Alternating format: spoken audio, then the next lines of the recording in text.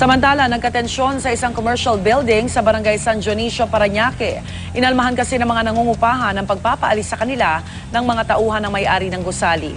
Narito ang report ni Emil Sumangil.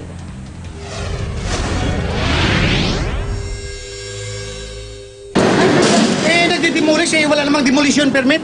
Kinailangan ng puwersa ng Parañaque Police SWAT team para pahupain ang tensyon sa isang commercial building sa barangay San Dionisio, Parañaque kahapon ng tanghali.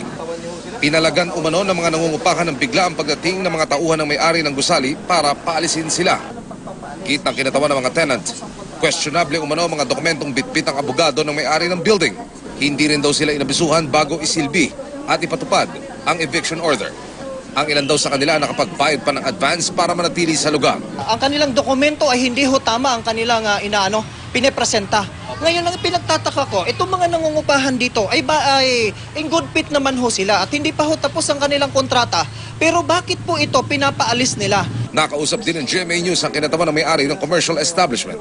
Ayon sa abogado, galing sa hukuman ng kautusan at hindi raw sila nagkulang sa prosesong dapat na ipatupad. Lahat po ito ay mayroong rate of execution.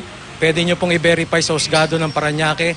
Lahat po nung 7 o 7 kaso na yon, may rate of execution po kami. Magsasagawa raw ng legal na hakbang ang mga pinaalis na tenant. Para sa unang balita, Emil Sumangil reporting.